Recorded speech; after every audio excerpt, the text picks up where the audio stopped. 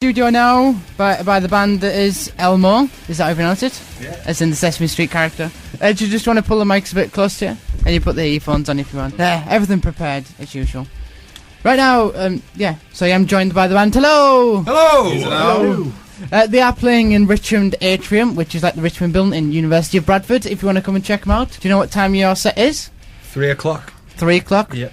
So right after my show finishes, look at that. You can listen to my show and go and see their set. Brilliant. You joined in the studio today. Tell us a little about your band, for those who don't know. Well, just a three-piece based in Leeds, consisting of me, Phil and Luke.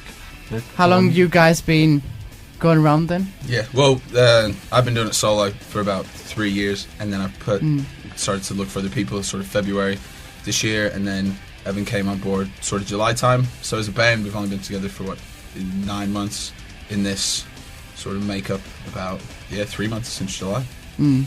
Tracks on your MySpace at the moment, are you selling any CDs through that as well? Yeah, we sell CDs through the website, but the album's not coming out until the 23rd of February next year. So before that, we got a single coming out. It's mainly digital, and then it gigs. The majority of CDs are sold. What's a single called then? Simple Living. Simple Living. Do you want to just introduce it onto the show? Hey, this is Ramair. You're listening to Elmo. Hope you like it.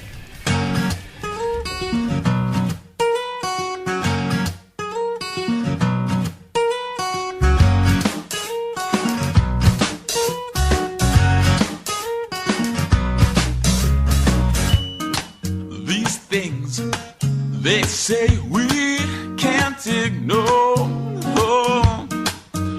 But the world has become overcomplicated for sure.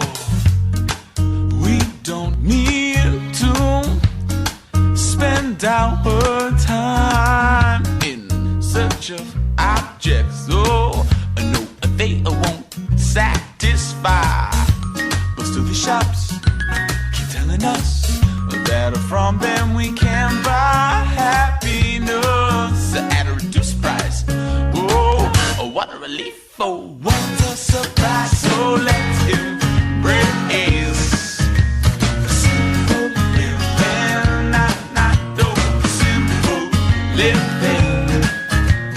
Without thinking, so let's embrace simple living, not simple living. Without thinking.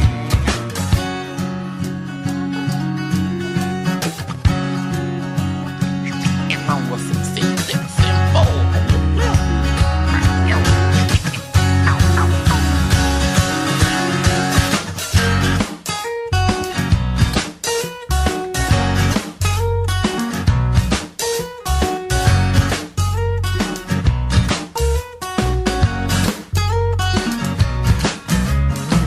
Then so I stole a piece, analyzed, compared, and was relieved for we have been underestimated to say the least, compared to earlier beasts, but enslaved the same. We must remember our humanity, so let's embrace a simple living, not simple living. Without thinking, so let's embrace the simple living, not simple living. Without thinking, so let's embrace the simple living. So let's embrace the simple living.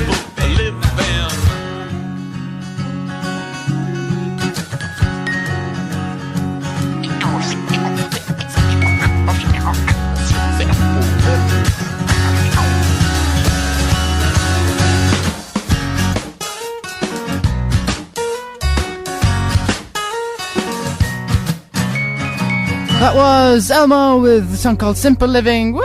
Woo! Party on down, Ramair. There you go. This is the live, loud and local show. If you've just joined us, hello. We're joined by the band Elmore live in the studio. Hello.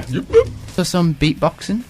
Yeah, well. that's it. Yeah, it's all going off down there at 3 o'clock. It's true. Having a party dancing around. Yeah. Get there to see some nakedness. There you go. That's what I'm hoping for. Anyway, so we're talking about touring. There, have you had any bad experiences while touring? Yeah, I reckon the worst one was up in Aberdeen. So we drove up to Aberdeen one day, which I don't know if you've ever done it, but it takes forever. It took us about 7 or 8 hours. 7 hours. And we got up there and we set up and whatnot and ready to go. When I got some dinner, came back, show got cancelled basically before we even hit the stage. And then we had to drive all the way back on the same day. So that was like 14, 15 hours drive for absolutely nothing. So. And then we were on the A road when the petrol light came on, with our drummer asleep in the back, like 2 o'clock in the morning, no one there, and drove like 50 miles with the red light on. Managed to get back. That was all good. Yeah. Got back safely. That's a good thing. Judging by accents, then we've got American, Irish, and English. That's right. It's like a joke. Waiting to happen, isn't it? Can't believe we haven't said that before. Yeah, somewhat. I was actually born in Leeds. I got an Australian dad and an American mom, so I moved around when I was younger. English, born and bred. How did you all come together then? Was it like a college group? Or? Dating site. Dating site, oh. Matchdate.com. Very nice. No, I got, because I was looking for, I'd found a drummer through a recommendation. It was a dude that was playing before Evan joined us, and then I just put the word out looking for a bassist, and Phil got in touch through a friend that was in another band, who is in another band called Mishkin, and it turns out that I actually grew up with his girlfriend now. So then we just kind of got together through that, and then Evan Just found them online. Yeah, it was through, was it Cool. Gumtree, yeah. He was like the last person of about 7 people that answered the ad to kind of come in for a audition, so to speak. And yeah, just from there everyone hit it off. So It sounds cool. yeah. You mentioned other bands there. Is there anything that's on your iPod that you particularly listen to? Any songs that you really like at the moment, anybody? No, I hate music. Yeah, no. Well, you don't even have an iPod yet. No. What Phil is just an got a iPod? laptop. What is an iPod? Keep up with the times. Keep up with the times. Yeah, I've been listening to lots of John Butler Trio, Yeah. Ben Harper, some of the new Block Party album. Good. Are you prepared? Are you ready for your set later on? Yeah, I'm pumped. Pumped. Yeah, yeah, real pumped. Do you have any rituals before actually going on stage, usually, or?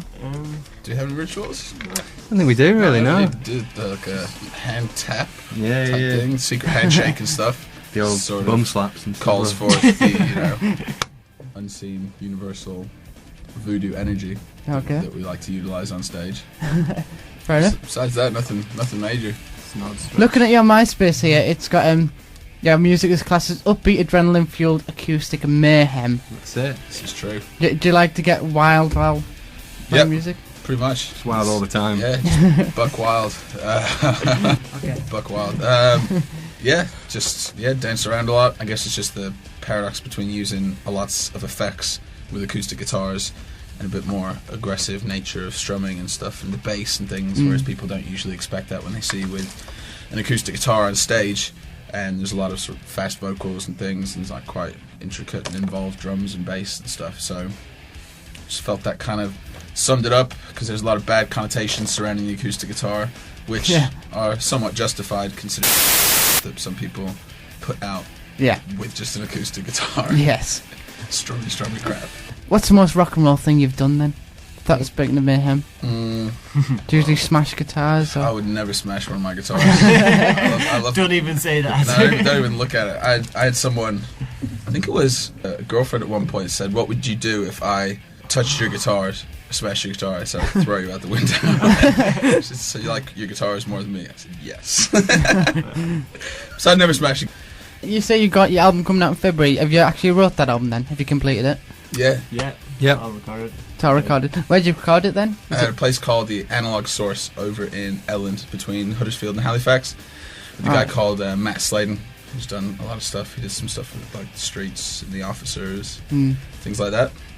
So it wasn't like jetting off to another country then, like normal bands do. Oh, if you've been to Elland, it's a lot like another country. Third world country. It's like another world kind of over there. It's very interesting people with Interesting views. Interesting. views and stories. Yeah. So yeah, no, not yet. But it's a really good studio, really good vibe. He's an awesome producer and stuff. So